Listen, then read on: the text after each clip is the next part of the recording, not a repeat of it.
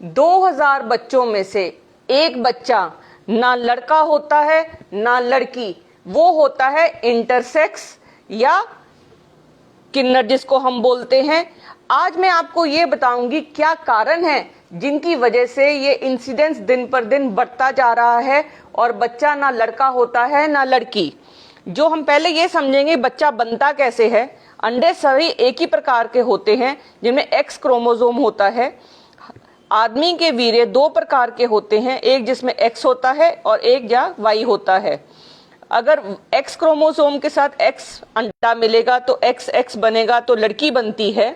अगर Y chromosome वाला वीर्य अंडे में जाएगा तो एक्स वाई बनेगा तो लड़का बनेगा।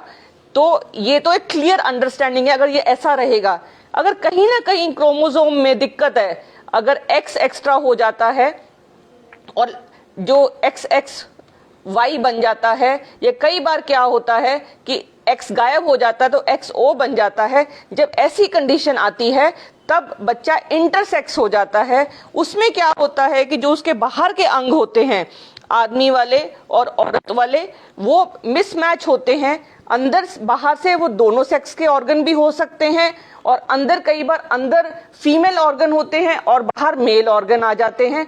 इस तरीके से जब ये ऊपर नीचे है, इस कंडीशन को इंटरसेक्स बोलते हैं। सबसे कॉमन कारण जो आजकल इंटरसेक्स होने का ये है कि जब बच्चा माँ के पेट में होता है तो पहले 7 हफ्ते तक सेक्स डिसाइड नहीं होता कि वो मेल है कि फीमेल है। लेकिन जैसे जैसे हार्मोन्स बनते हैं, जैसे जैसे क्रोमोसोम काम करते हैं, तो वो टेस्टोस्टेरोन बनाते हैं या एस्ट्रोजन बनाते हैं।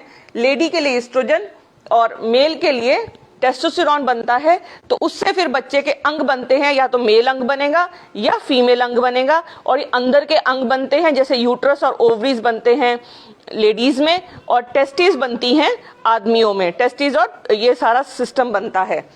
अगर इस दौरान कोई भी केमिकल मदर के बॉडी पे एक्ट करेगा जो इस सिस्टम को डिस्टर्ब करता है, जिसको हम कहते हैं ईडीसी या एंडोक्राइन डिस्टर्प्टिव केमिकल्स, तो वो इससे जो उनके हार्मोन्स हैं, जो जिनकी वजह से ये टेस्टिस और यूट्रस ओवरीज बनती हैं, वो उनमें चेंजेस आती हैं। वो चेंजेस उस बच्चे में पैदा होती हैं। कई बार क्या है, बच्चे की अंडेदानी नीचे नहीं आती, जो पेशाब की ओपनिंग है यहाँ होने की बजाय आगे पीछे कहीं पे भी हो जाती है।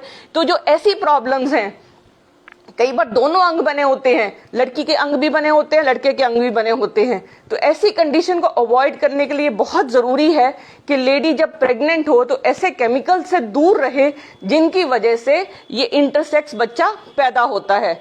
अब सबसे बड़ी कंफ्यूजन जो है, जो आजकल इंटरसेक्स बच्चे को लोग लेस्बियन और गे बच्चों से अडल्ट से कंफ्यूज करते हैं। जो इंटरसेक्स है वो तो जन्म से होता है और केमिकल और क्रोमोसोम की वजह से होता है।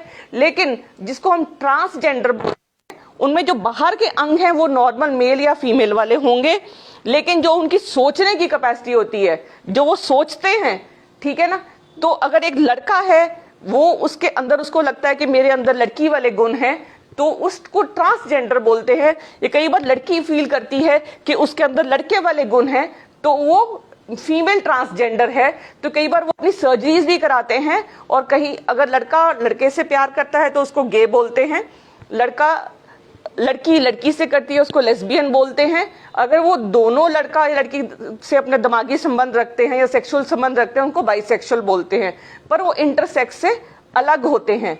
ये वीडियो में मैं ये बताना चाहती हूँ कि हमारे बहुत सारे केमिकल्स हैं डे टू डे लाइफ में। ह्यूमंस ने, हम इंसानों ने 85,000 केमिकल्स बनाए हैं, लेकिन केवल 1000 ही केमिकल्स हैं जो उनको टेस्ट किया है, जो हमारी बॉडी पे असर कर रहे हैं। तो बहुत कॉमन वो केमिकल्स हैं जो हमारी डे टू डे लाइफ में, प्लास्टिक्स में मैक्सिमम वो केमिकल्स हैं जो इस प्रॉब्लम को दिन पर दिन बढ़ाते जाते हैं। और इस प्रॉब्लम को हमारी अवेयरनेस, खासकर जिन बॉटल्स में बीपीए है, और दूसरा थैलेट्स हैं, और तीसरा ब्रोमिनेटेड कंपाउंड्स हैं, ये तीनों कंपाउंड्स और लेड, ये 4 चीजें ऐसी हैं जिनको हम ईडीसी बोलते हैं या एंडोक्राइन डिसरप्टिव केमिकल्स बोलते हैं।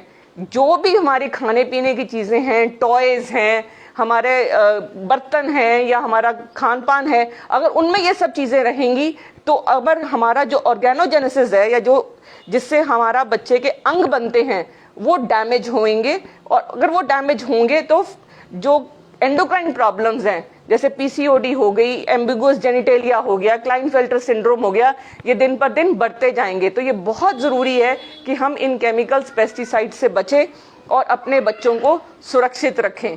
ज़्यादा से ज़्यादा ये इन्फॉर्मेशन शेयर करिए एंड